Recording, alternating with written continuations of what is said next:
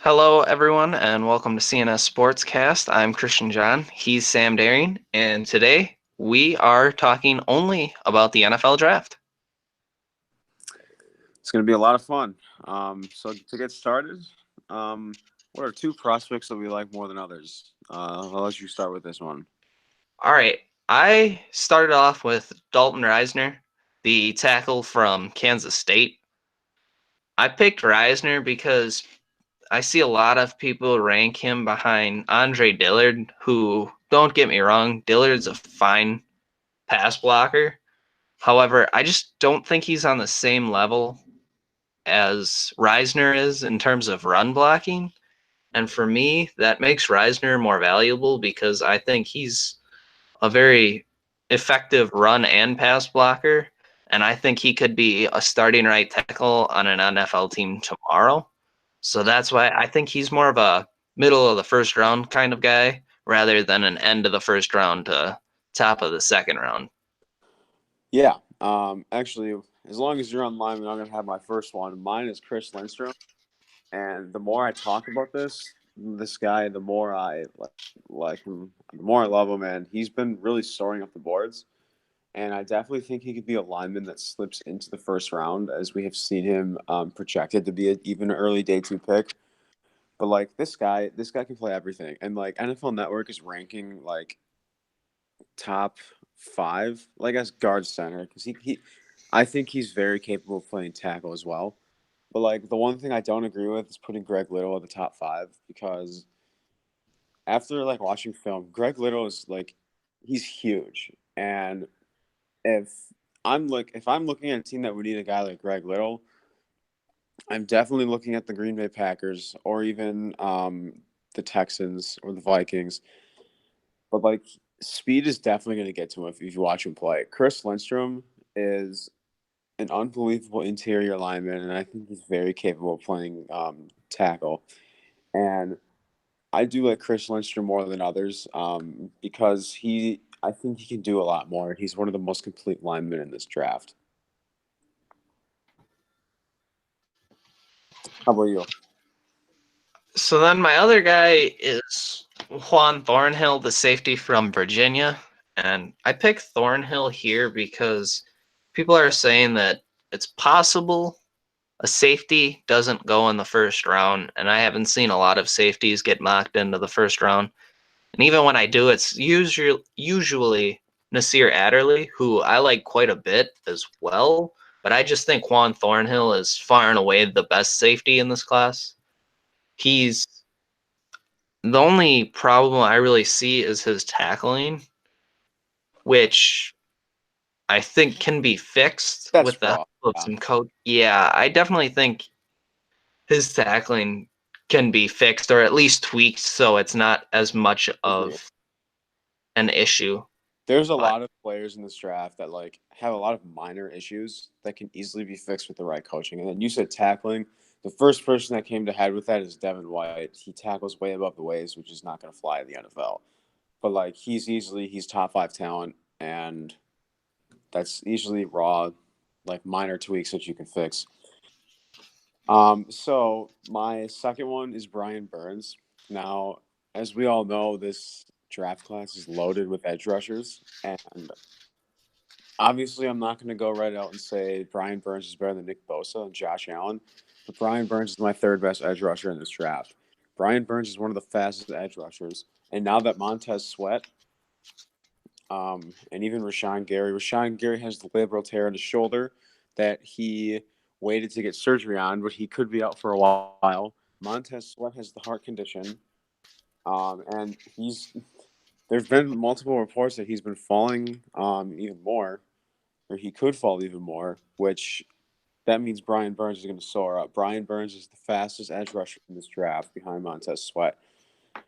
And yeah, I like Leland Farrell, and Polite, but these guys they're not quick enough. Brian Burns has unbelievable footwork. His what's the word? His like his hand movement. His hand movement is unbelievable, and I think he's ready to start day one. So why don't we talk about one prospect we like less? I can start with this one. And this one was not hard for me at all. It was DK Metcalf out of Ole Miss. And so I understand that he had a great combine. I'll give him that. He's unbelievably athletic. But you can't base one combine off of how good he's going to be in the NFL. If you watch him in college, he didn't do anything in college. And he was a terrible route runner. And I think speed, or not speed, I think players on the other side are easily going to figure him out. And I don't recall who they compared him to, um, but I don't see him like he's honestly he's been falling. After the combine, he's been a top 5 to top 10 pick. But now, if you look at it, he's been falling like out of the top 15, even in the early 20s. And in my book, obviously he's first round talent after the combine, but he should definitely not be taken early. And I wouldn't be surprised if a team reaches for him. But I think Baltimore or Tennessee sit at a pretty decent place to draft him. But I don't think he's worth an early pick at all.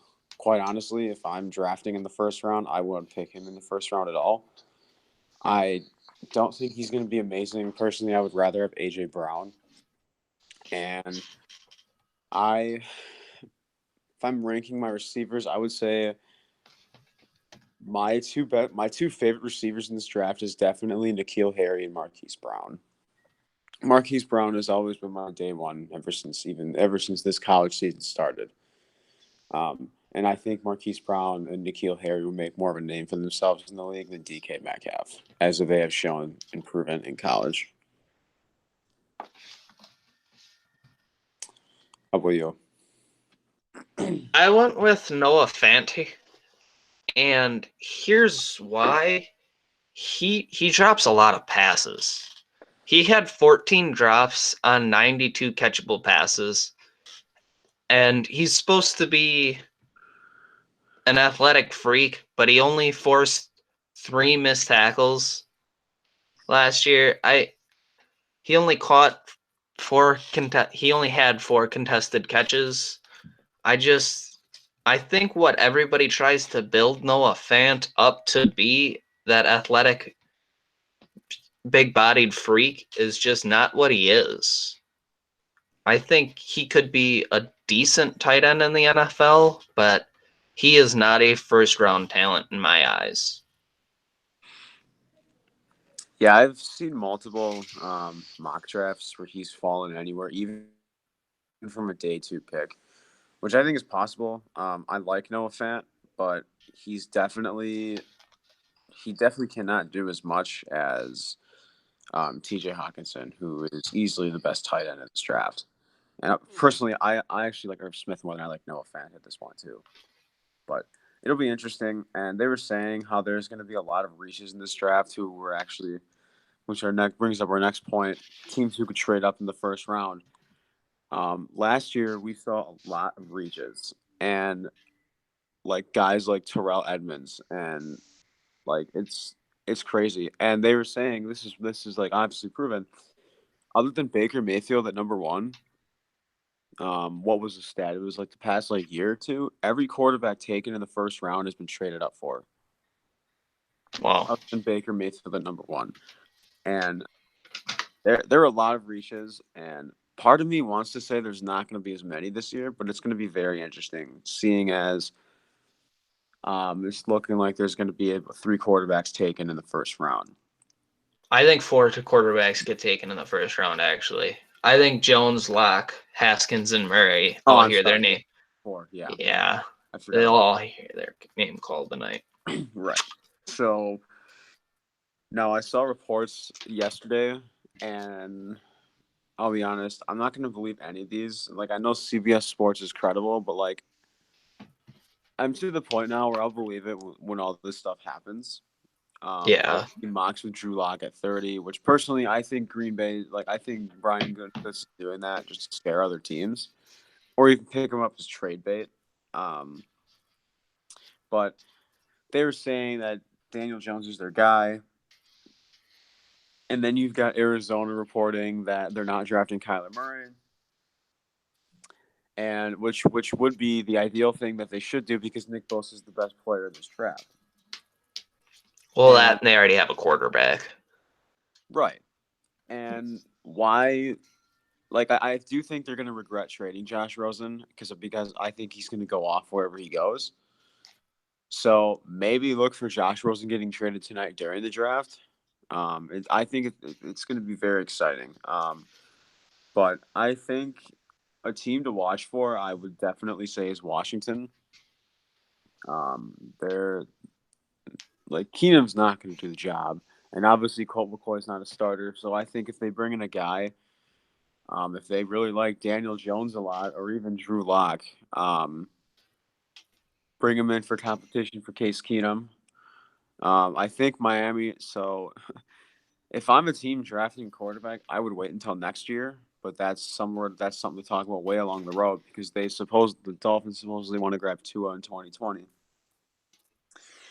But I still think Miami is worthy of trading up because I think if Kyler Murray doesn't go one, I definitely think you're going to see Miami trading up to like the third or fourth pick ahead of Oakland because San Francisco has Jimmy Garoppolo, the Jets have Darnold. So I think if Kyler Murray goes one, definitely watch for the Miami Dolphins. What are your thoughts?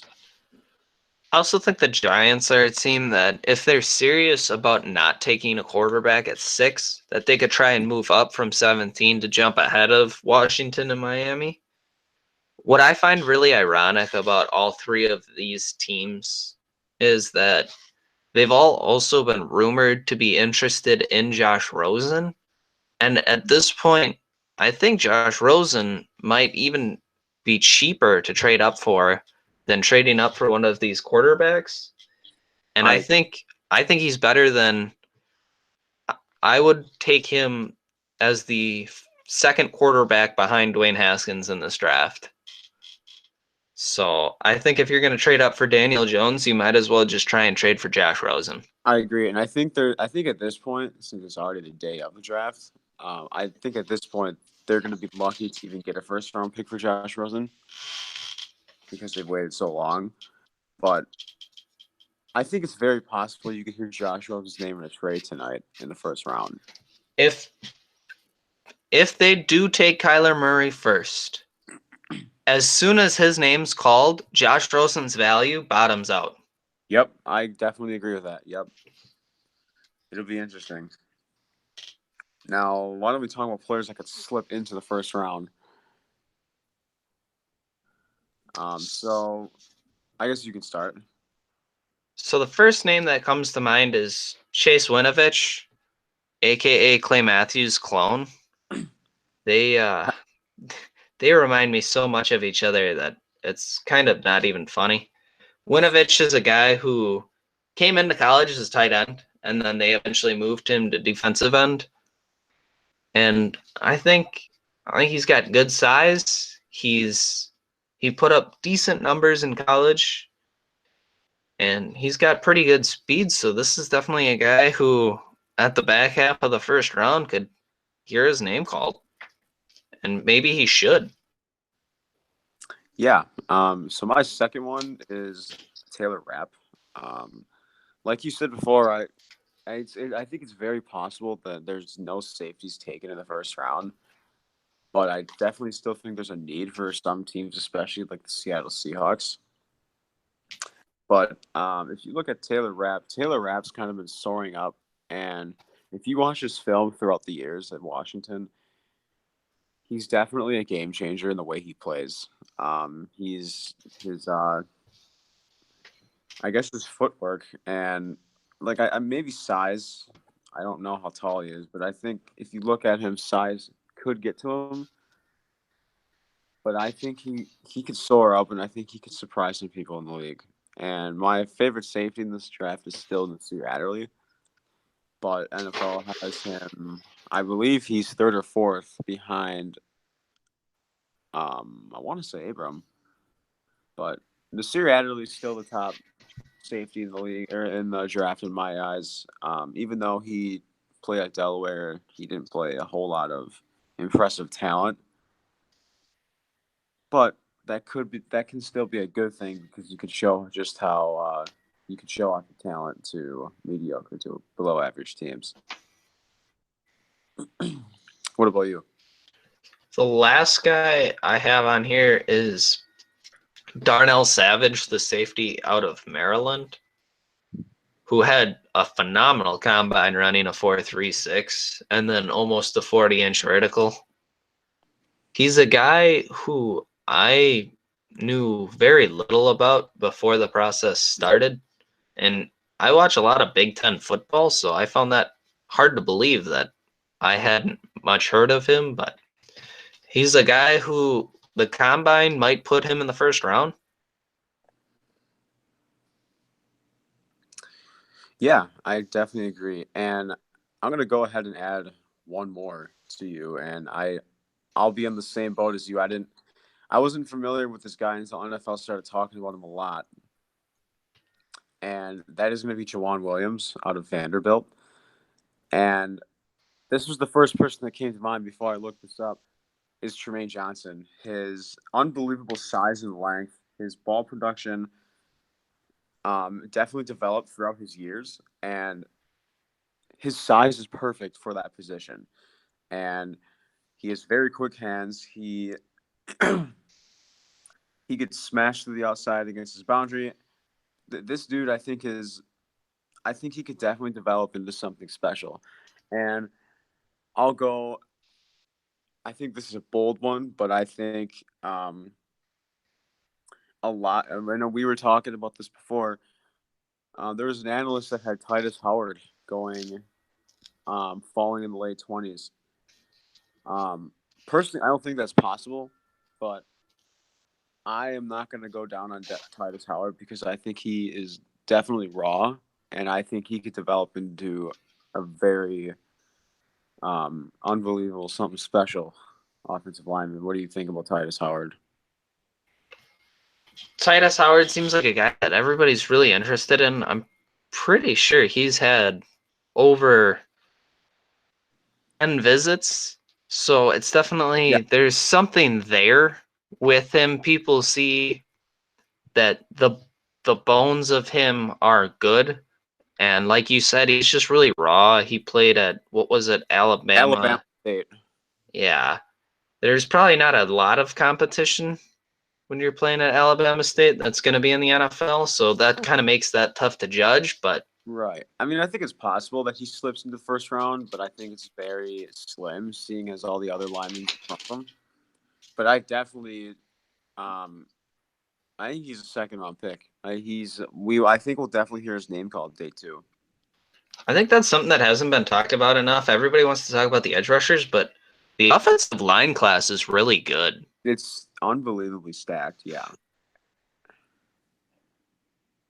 Okay, so we talked about players that could slip into the first round. How about players that could fall? And I think our two that we named are given. The first one is Montez Sweat. He had an unbelievable combine. He ran the fastest 40 out of all the edge rushers in the class. But then shortly after, they said he had a minor heart condition, but then reports said he still plays the same way, even if he didn't have it. But now, as we get closer to draft night, and here we are, there's also other reports saying that he could fall out of the first round. And when I first read that, it was minor. I'm like, okay, if I'm a team, I'll still take him in the first round, or even if he falls day two. But the more you read these reports, the more he's falling, and I feel bad for him. And like for like the performance he put up at the combine, and even at Mississippi State, I think I don't want to say that's going to be a risk if people take him, but it kind of is. Seeing as he's the more you like read on him now, he's falling in the draft. But I definitely think he's going to make sure people overlook that, and I definitely think that he could still surprise people. And I think he's gonna play like people are gonna think, oh, he's gonna make sure people think nobody cares about this heart condition. I want to play football. Um, but if you're a GM and yeah, you want to win, but like you also care about the player's health, and I think that's definitely drawn up some concerns as well. How about you? Like you said early, Rashawn Gary's got the tear in his labrum, which could cost him part of this season. And I think that'll help his descent. I also think that if it's true that he got a 9 out of 50 on the Wonderlic test, that's not great. That's for sure. So I think that could help his descent. And his lack of college production is weird to me. He only had 9.5 sacks in excuse me, in 3 years in college, which like as him. So That's yeah, I was wondering that too because his stats weren't overly impressive. But like the more you read about him, even before his labral tear in his shoulder, he's certainly been rising on the boards. I'm gonna guess somewhere in size, but they rank him as an edge rusher. I personally see him as an interior defensive tackle, seeing as that's what he was recruited by, or that's his position that he was recruited out of. So yeah, and they're saying that his tear in his shoulder could take him out for quite some time because he waited till now to have surgery on it. So yeah, Montez Sweat and Rashawn Gary are kind of both givens, seeing as their health state that they're in right now. And now, so we got 2 more points for you. So a lot of stuff has happened in regards to player signings and free agency. Last week we talked about Russell Wilson. A big blockbuster trade happened on Tuesday. Frank Clark was traded to the Kansas City Chiefs for I believe, was it 2019 or 2020 first round pick? it's this year's first round pick. 2019 first round pick, a 2020 second round pick, and then a swap of third round picks. And then, without hesitation, seeing as the Chiefs lost D Ford, the Chiefs signed a $105.5 million contract to Frank Clark with, I believe it was $65 million guaranteed in incentive. Now, I'm going to go off the bat and say I don't agree with that contract at all whatsoever because before this past season, I still said D Ford is better, but Frank Clark really had a breakout year this past season, and the Chiefs definitely saw something in him. But I would not give him that type of money. I don't think I don't think any. There's not a lot of edge rushers in the NFL right now that deserve that kind of money. Besides, of course, J.J. Watt. What do you think? I think the Chiefs got fleeced in this deal. They basically gave up First D round Ford. pick and They D gave up Ford. D Ford and a first round pick Right.